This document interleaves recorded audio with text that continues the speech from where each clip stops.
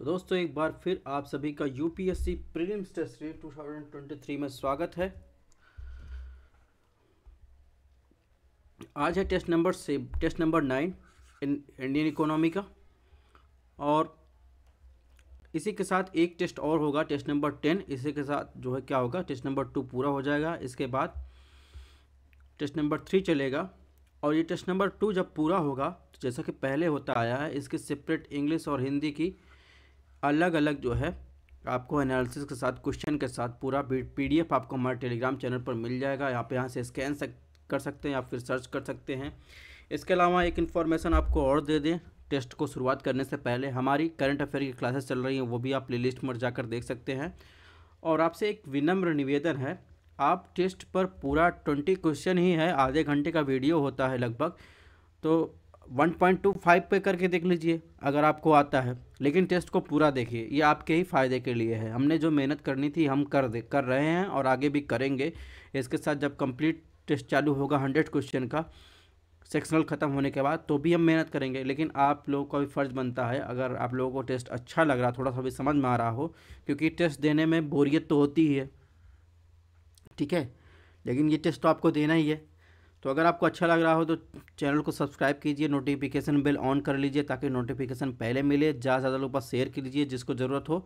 Channel को like कीजिए और चैनल से जुड़े रहिए अपडेट के लिए, क्योंकि आपके हिसाब से, आपकी रुचियों को समझकर, क्योंकि हम भी उसी दौर से गुजरे हैं, तो उसी अनुसार आपको मटेरियल प्रोवाइड किया जाएगा। एक बात जान लीजिए कि टेस्ट उतना ही ज़रूरी है जितना आपका रिवीजन। तो आज है पार्ट 4, क्वेश्चन नंबर 61 से 80 तक सॉल्व करेंगे। चलिए बिना किसी देरी के टेस्ट की शुरुआत करते हैं। क्वेश्चन नंबर 61 देखते हैं। ग्रामीण आधारभूत संरचना के विकास के संबंध में निम्नलिखित कथनों पर विचार कीजिए, कौन सा कथन सही है। ऑप्शन 1, पीएम आदर्श योजना अनुसूचित जाति के 50% से अधिक आबादी वाले गाँवों पर पूरा लागू है। सृजन पोर्टल का उद्देश्य इलेक्ट्रॉनिक हार्डवेयर घटकों के स्थानीय विनिर्माण को बढ़ावा देना है, यानी बढ़ाना है। तो आपको बताना इसमें कौन सा सही है। अगर बात करें, पीएम आदर्श ग्राम योजना की सामाजिक न्याय अधिकारिता मंत्रालय के तहत लागू की गई है पीएम आदर्श योजना, ठीक है। इसमें जो एससी कॉस्ट है उसकी 50% से अधिक आबादी वाले जो गांव हैं उन पर केंद्रित है। एक गांव को आदर्श ग्राम के रूप में घोषित किया जाता है यदि वह 3 सूचीबद्ध लक्ष्य से, जैसे वयस्क, साक्षरता, टीकाकरण, बाल विवाह के कोई उदाहरण आदि को पूरा नहीं करता। तो इस प्रकार ऑप्शन 1 जो है सही है। ऑप्शन 2 की बात करें, ऑप्शन 2 गलत है। यानी जो सृजन पोर्टल है इसका उद्देश्य रक्षा संबंधी उपकरणों के स्वदेशी उत्पादन को बढ़ाना है। इसमें आयात किए जाने वाले सभी रक्षा उत्पादों की सूची, इसलिए यह रक्षा संबंधी वस्तुओं का एक प्रारूप प्रदान करता है। तो इस प्रकार इसमें सिर्फ केवल ए ऑप्शन सही है। सॉरी। क्वेश्चन नंबर 62 की बात करें, निम्नलिखित निकायों, कार्यालयों, संगठनों पर विचार कीजिए। उपयुक्त में से कौन से संगठन इलेक्ट्रॉनिक और सूचना प्रौद्योगिकी मंत्रालय के नियंत्रण में है। तो जैसा कि आपको पता होगा, इसमें देखेंगे तो centre for development and advance computing एक ये, और इसके साथ राष्ट्रीय सूचना विज्ञान केंद्र एक ये दोनों जो है संगठन इलेक्ट्रॉनिक्स और सूचना प्रौद्योगिकी मंत्रालय के नियंत्रण में आते हैं, ठीक है। इसके बाद बात करें यूनिवर्सल सर्विसेज ऑब्लिगेशन फंड, ये किसके अंतर्गत आते हैं, ये दूरसंचार मंत्रालय के अंतर्गत हैं, ठीक है। इसके अलावा अगर बात करें तो डेटा सुरक्षा काउंसिल वो है सुरक्षा की रक्षा उद्देश्य से नेस्कॉम गठित द्वारा एक गैर लाभकारी संगठन है। तो कुल मिलाकर इसमें ऑप्शन बी सही है। क्वेश्चन नंबर 63 की बात करें, 63 में क्या पूछा है। 63 में पूछा है 1991 के भारत के उदारीकरण, निजीकरण और वैश्वीकरण सुधारों के परिणाम स्वरूप निम्नलिखित में से कौन से थे।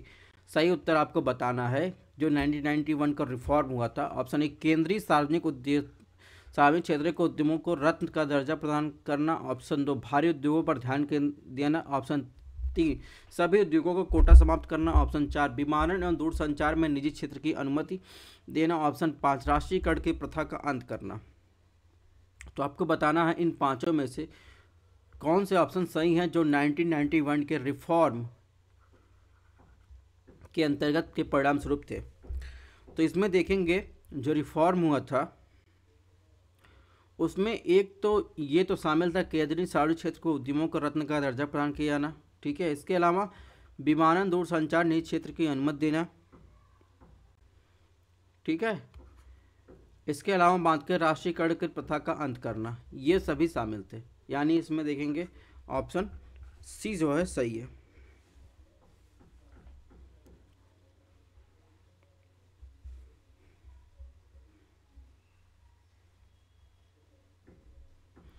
अब बात करते हैं क्वेश्चन नंबर 64 की। 64 में आपको बताना है सर्कुलर इकोनॉमी यानी चक्रीय अर्थव्यवस्था के दृष्टिकोण से निम्नलिखित कथनों में से कौन सी अनुकूलन विनिर्माण तकनीक है, यानी फेवरेबल मैन्युफैक्चरिंग टेक्निक्स का बात कर रहा है।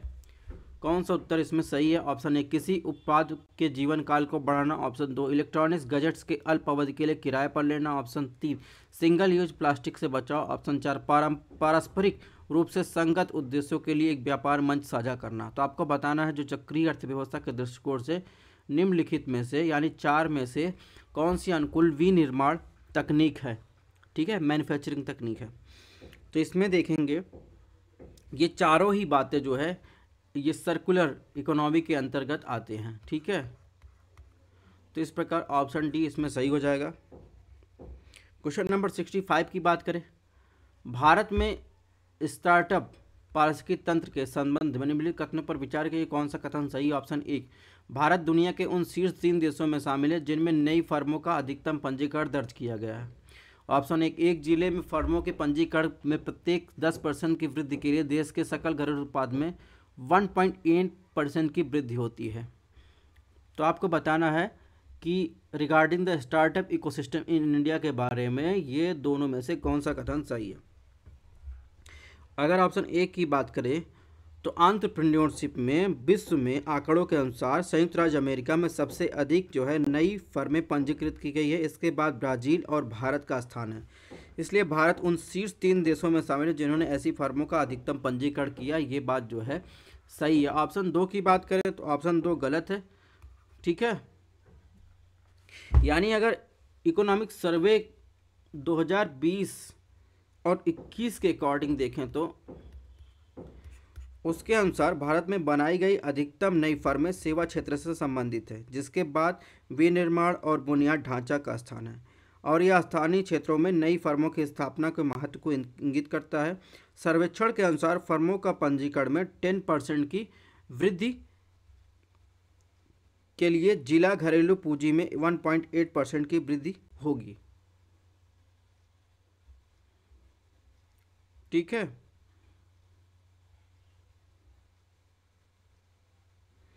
तो इस प्रकार देखेंगे इसमें ऑप्शन ए सही है,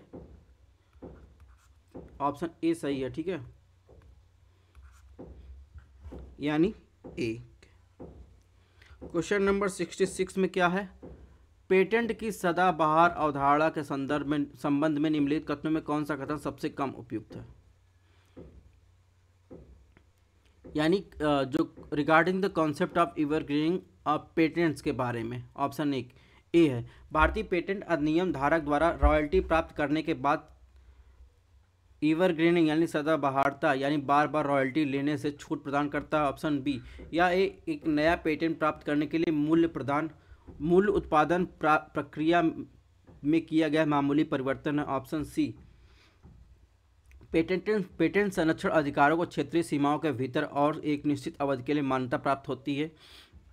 ऑप्शन डी सदाबहार के निषेध से लोगों के जीवन की रक्षक दवाओं की लागत कम होने की संभावना है।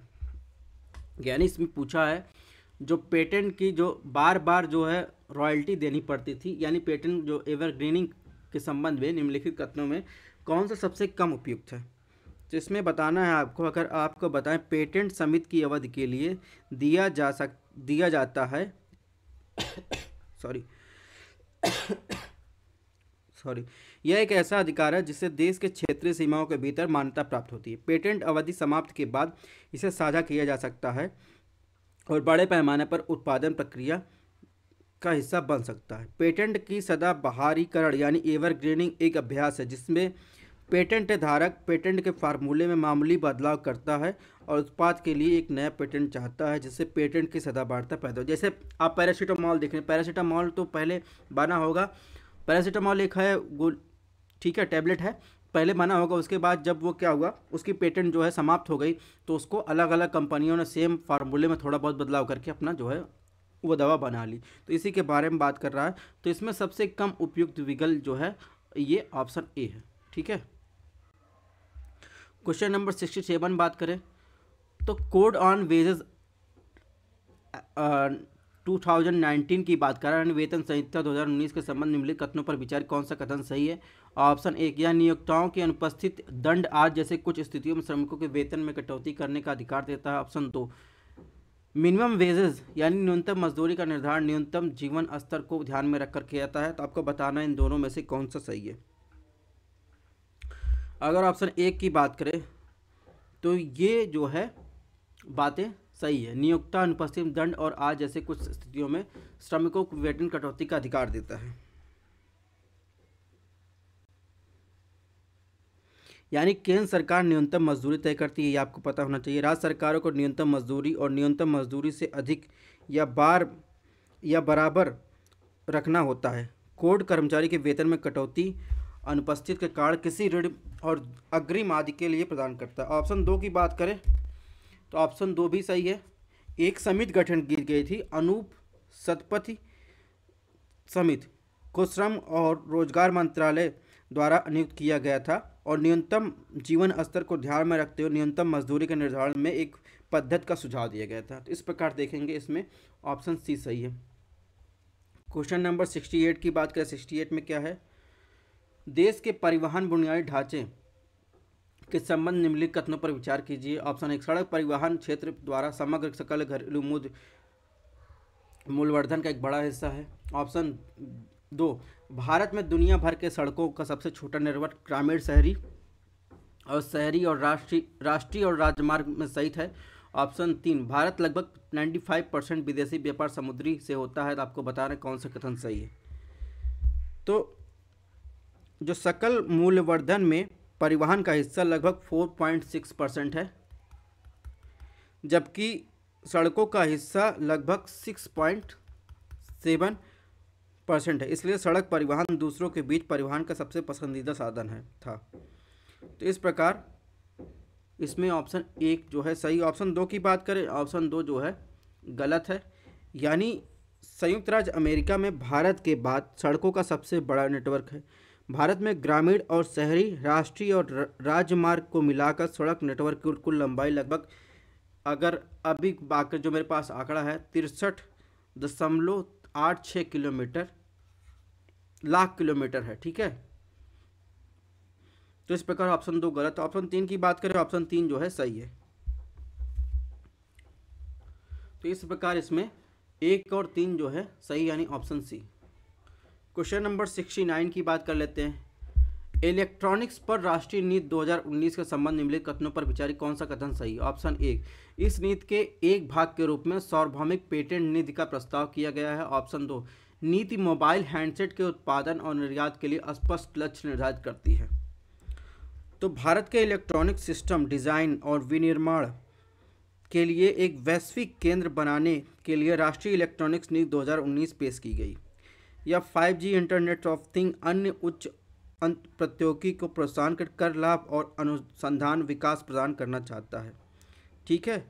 यह एक सार्वभौमिक पेटेंट फंड बनाने पर भी प्रयास कर रहा है। तो कुल मिलाकर जो है ऑप्शन एक सही, ऑप्शन दो भी सही है।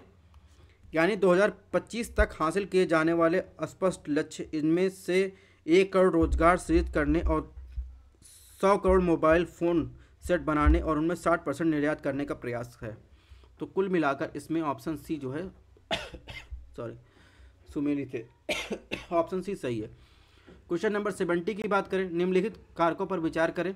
उपरोक्त में से कौन से कारक भारत के लिए नेटवर्क उत्पादों के लिए वैश्विक असेंबली श्रृंखला का हिस्सा बनने के लिए एक बाधा के रूप में कार्य करने की संभावना रखते हैं? ऑप्शन एक, अमीर देशों को तैयार और संकलित माल यानी असेंबल्ड गुड्स का निर्यात करना। ऑप्शन 2, देशों के बीच संरक्षणवादी नीतियों में उछाल। ऑप्शन 3, जनसांख्यिकीय लाभांश का अभाव। ऑप्शन 4, राजनीतिक अस्थिरता। ऑप्शन 5, बेहतर परिवहन और संचार की अवसंरचना। तो आपको बताना है उपरोक्त में से जो 5 कथन दिए गए हैं भारत के लिए नेटवर्क उत्पादों के लिए वैश्विक असेंबली श्रृंखला का हिस्सा बनने के लिए एक बाधा के रूप में कार्य करने की संभावना रखते हैं। तो इसमें देखेंगे ऑप्शन, देशों के बीच संरक्षणवादी नीतियों में उछाल, ये जो है इसमें बाधा पैदा करते हैं। इसके वाला, एक सेकंड रुक जाइए,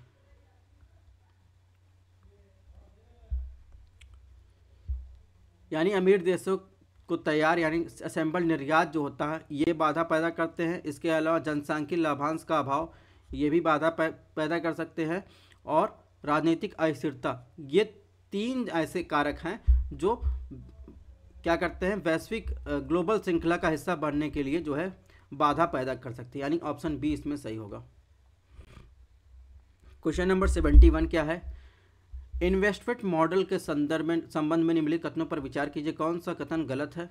ऑप्शन 1, बिल्ड ऑपरेट ट्रांसफर और इंजीनियरिंग प्रोक्योरमेंट निर्माण मॉडल में अनुबंध की समाप्ति तक यानी कॉन्ट्रैक्ट की समाप्ति तक स्वामित्व निजी क्षेत्र के पास रहती है। ठीक है। ऑप्शन 2, बिल्ड लीज ट्रांसफर और टोल ऑपरेट ट्रांसफर के बीच अंतर यह है कि प्रथम वाले में सरकार को निजी ऑपरेटर द्वारा भुगतान की गई अग्रिम फीस शामिल है। ऑप्शन 3, हाइब्रिड वार्षिक मॉडल में निजी और सार्वजनिक खिलाड़ी बारी बारी से परियोजना का संचालन करते हैं। तो इन्वेस्टमेंट मॉडल कुछ टाइप के होते हैं, उसमें एक बिल्ड ऑपरेट ट्रांसफर के बारे में, दूसरा बिल्ड लीज ट्रांसफर और टोल ऑपरेट ट्रांसफर, तीसरा हाइब्रिड वार्षिक ट्रांसफर के बारे में, इन्वेस्टमेंट के बारे में इसमें कथन दिए गए, आपको बताना कौन सा कथन इसमें से गलत है। अगर बिल्ड ऑपरेट ट्रांसफर यानी BOT की बात करें तो एक प्रकार का सार्वजनिक निजी मॉडल है जिसमें निजी खिलाड़ी यानी प्राइवेट प्लेयर जो कॉन्ट्रैक्ट की समाप्ति तक बुनियादी ढांचा परियोजना का मालिक है और प्राइवेट प्लेयर एक निश्चित अवधि के लिए भवन और का संचालन के जिम्मेदार होता है और फिर इसे सार्वजनिक क्षेत्र के यानी गवर्नमेंट को हस्तांतरित कर देता है। इंजीनियरिंग प्रोक्योरमेंट कंस्ट्रक्शन मॉडल में जो एक तरह का गैर PP मॉडल है, वह निजी भागीदारी केवल निर्माण के लिए जिम्मेदार होता है और वहाँ इसका मालिक कभी भी नहीं हो सकता, सरकार हर समय इस परियोजना का मालिक होती है। तो इस प्रकार इसमें ऑप्शन 1 जो है गलत है। ठीक है, ऑप्शन 1 जहाँ जहाँ हो एलिमिनेट कर दीजिए। ऑप्शन 1 इसमें है, ऑप्शन 1 इसमें, ऑप्शन 1 इसमें है, यानी बचा ऑप्शन बी। ऑप्शन बी सही है। ऑप्शन 2 की बात करें तो ऑप्शन 2 भी, एक सेकंड रुक जाइए, तो इसमें सबसे पहले गलत पूछा है ना, यानी ऑप्शन 1 गलत है। ऑप्शन 2 की बात करें, ऑप्शन 2 भी गलत है। गलत क्यों है? तो बिल्ड लीज ट्रांसफर यानी BLT और टोल ऑपरेट ट्रांसफर यानी TOT आमतौर पर ब्राउन फील्ड परियोजनाओं से जुड़े होते हैं। यानी ग्रीन फील्ड परियोजना ये होती है जैसे कोई मान लीजिए नई सड़क बन रही है, पहले उस पर कोई काम नहीं हुआ, वो ग्रीन फील्ड परियोजना के अंतर्गत आ रही, और वही सड़क बनी है उस पर कोई कॉन्ट्रैक्ट होना और उस पर कोई कुछ बनना है इंफ्रास्ट्रक्चर तैयार, तो वो ब्राउन फील्ड परियोजना के अंतर्गत आई है फॉर एग्जांपल। ठीक है, तो पहले मामले में सरकार क्या होता है, यानी बिल्ड जो BLT होता है उसमें क्या होता है, सरकार निजी खिलाड़ी को अपना संचालन करने के लिए एक निश्चित अवधि के लिए परियोजना के पट्टे पर देती है, जबकि TOT यानी टोल ऑपरेटर ट्रांसफर होता है, निजी खिलाड़ी कुछ समय के लिए परियोजना को संचालित करने के लिए सरकार को एक अग्रिम शुल्क भुगतान करता है। तो इस प्रकार जो है ऑप्शन 2 गलत है। ऑप्शन 3 जो है, ऑप्शन 3 भी गलत है, यानी हाइब्रिड वार्षिकी मॉडल में PP यानी PPP और गैर PPP दोनों विशेषताओं को शामिल किया गया है। तो इस प्रकार जो है इसमें कौन सा गलत है, यानी 1 2 3 तीनों गलत है। ठीक है, क्वेश्चन नंबर 72 देखते हैं। 72 में क्या पूछा है, इसमें इकोनॉमिक सर्वे 2019-20 के आलोक में निम्नलिखित टिप्पणियों पर विचार कीजिए, कौन सा कथन सही है। ऑप्शन 1, भारत के 2025 तक तीसरा सबसे बड़ा समग्र विमानन घरेलू और अंतर्राष्ट्रीय बाजार बनने की उम्मीद है। ऑप्शन 2, बंदरगाहों पर जहाज़ों का औसत प्रतिवर्तन समय 2011 के स्तर पर लगभग आधा हो गया। ऑप्शन 3, वायरलेस टेलीफोन में उल्लेखनीय प्रभुत्व ने लैंडलाइन टेलीफोन की हिस्सेदारी 2% से भी कम कर दी है। तो इसमें देखेंगे, अगर इकोनॉमिक सर्वे 2020-21 के आंकड़े के अनुसार देखेंगे तो भारत के घरेलू और अंतर्राष्ट्रीय विमानन दोनों 2025 तक तीसरा सबसे बड़ा विमानन बाजार बनने के तैयार है। भारत तीसरा सबसे बड़ा घरेलू विमान बाजार है। ये बात तो सही है। ऑप्शन 2 की बात करें, ऑप्शन 2 भी सही है,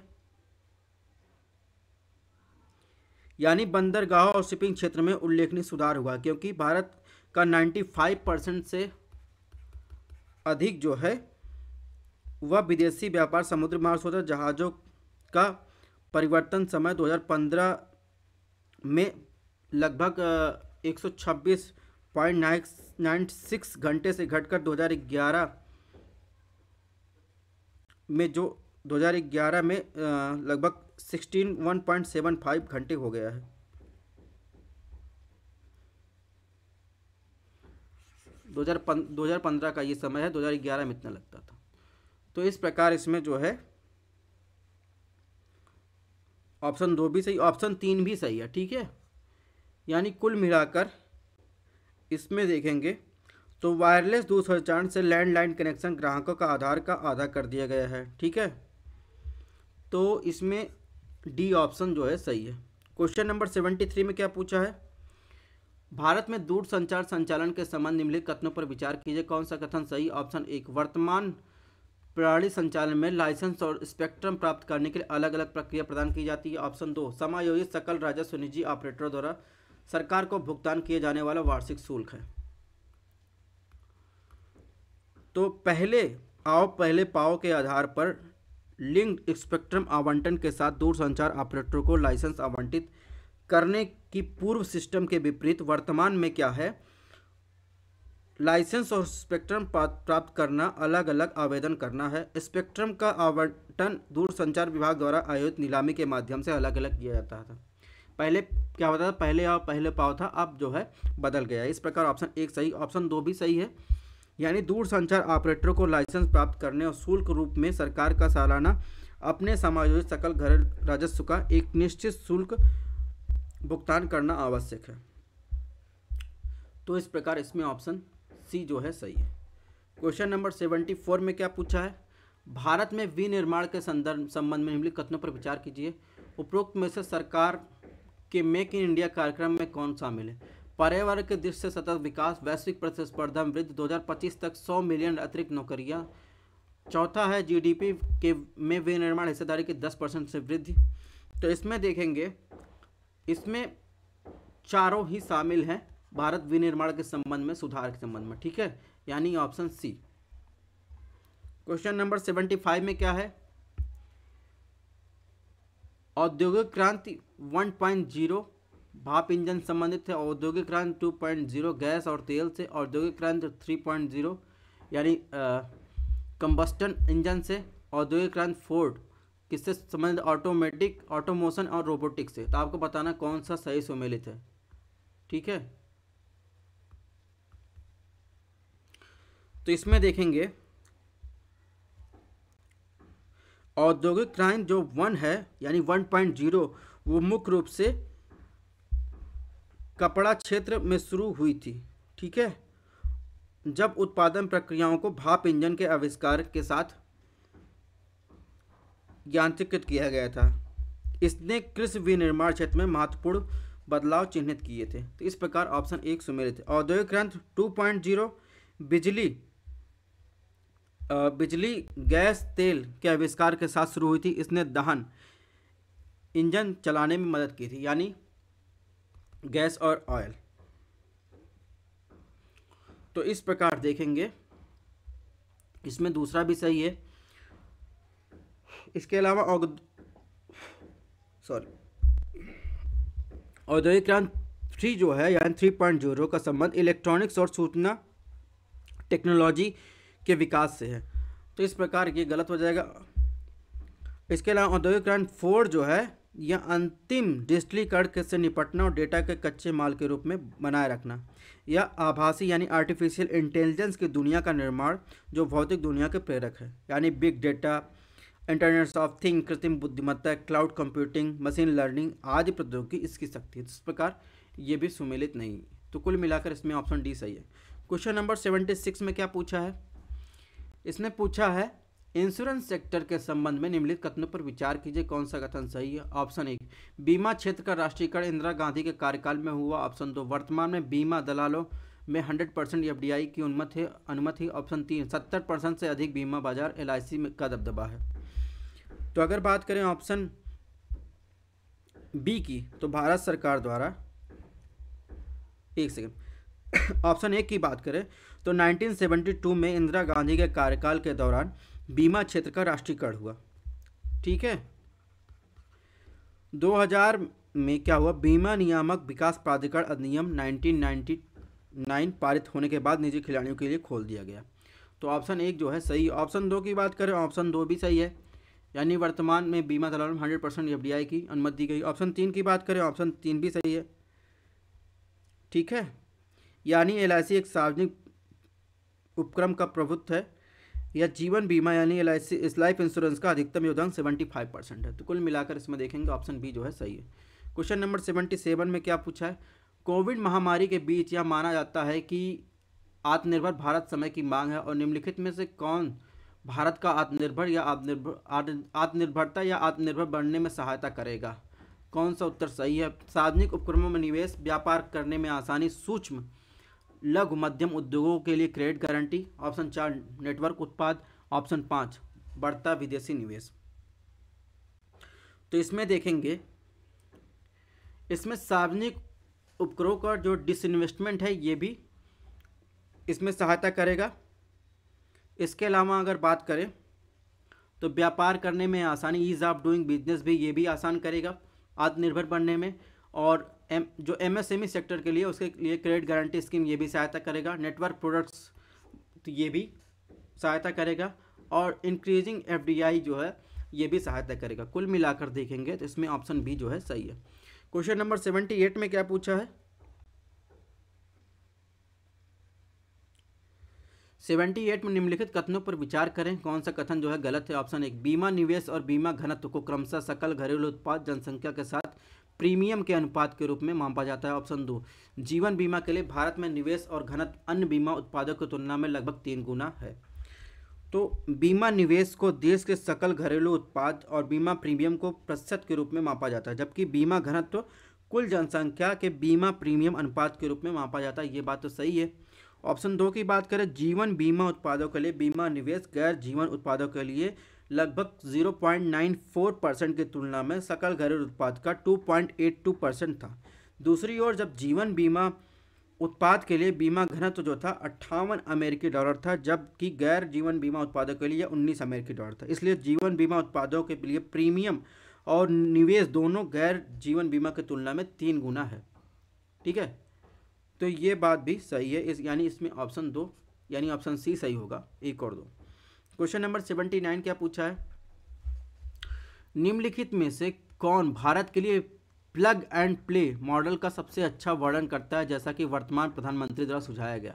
ऑप्शन 1, स्वचालन को बढ़ावा देना, जहां सभी उपकरणों को एक ही डिजिटल सिस्टम से जोड़ा जाएगा और उपयोगकर्ताओं को केवल उन्हें चलाने की जरूरत है। ऑप्शन बी, सरकार बुनियादी ढांचा और नीतिगत सहायता मुहैया कराएगी, जबकि निजी कंपनियों को सिर्फ कारोबार शुरू करने की जरूरत है। ऑप्शन सी, निजी कंपनियों को अपनी उन्नत तकनीक विशेषज्ञता के साथ मौजूद सार्वजनिक उपक्रमों को एकीकृत करने की अनुमति देने के लिए सार्वजनिक क्षेत्र में निवेश।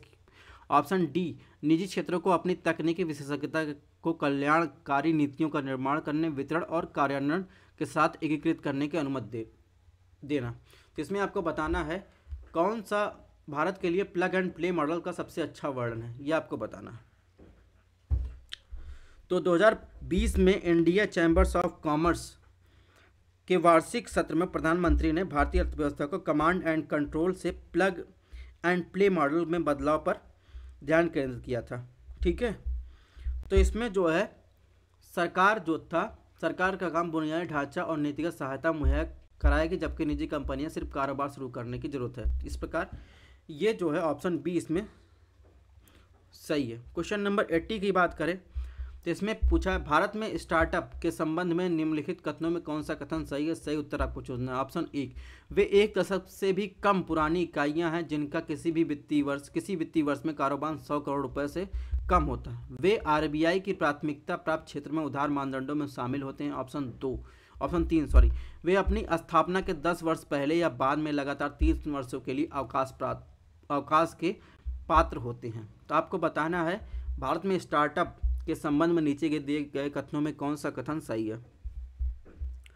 तो वाणिज्य और उद्योग मंत्रालय की परिभाषा के अनुसार एक स्टार्टअप एक ऐसी इकाई होती है जिसे एक दशक के भीतर संविष्ट किया जाता है या 10 साल से कम समय के लिए संचालन में होती है। ऐसी इकाई का इसकी स्थापना के किसी भी वित्तीय वर्ष में सालाना कारोबार 100 करोड़ होता है। इस प्रकार ऑप्शन 1 जो है सही। ऑप्शन 2 की बात करें, ऑप्शन 2 भी सही है, यानी आरबीआई के जो प्राइमरी सेक्टर लेंडिंग के मानदंडों के आधार पर शामिल होते हैं। ऑप्शन 3 की बात करें, ऑप्शन 3 जो है गलत है, यानी स्टार्टअप अपनी स्थापना के से 10 वर्षों में से लगातार 3 वित्तीय वर्षों का अवधि के लिए अवकाश पात्र होते हैं। तो कुल मिलाकर इसमें 1 और 2 सही, यानी ऑप्शन सी। तो दोस्तों इस प्रकार हमारा जो है टेस्ट नंबर 9 पूरा हुआ। इसकी पीडीएफ आपको हमारे टेलीग्राम चैनल पर मिल जाएगी। Thanks for watching. एक रिक्वेस्ट और है, आप लोग जो है टेस्ट को कोशिश करिए कि पूरा देखिए, तभी आपको फ़ायदा मिलेगा। और इसके साथ अगर आपको टेस्ट पसंद आया तो चैनल को लाइक, सब्सक्राइब, शेयर कीजिएगा। मिलते हैं नेक्स्ट टेस्ट में, तब तक अपना आप लोग ध्यान दीजिएगा। करंट अफेयर की क्लास जल्दी अपडेट होने वाली है। एनवायरनमेंट की थोड़ा सा उसमें मैटर ज़्यादा है, इसलिए बनाने में टाइम ज़्यादा लग रहा है। मिलते हैं नेक्स्ट टेस्ट में।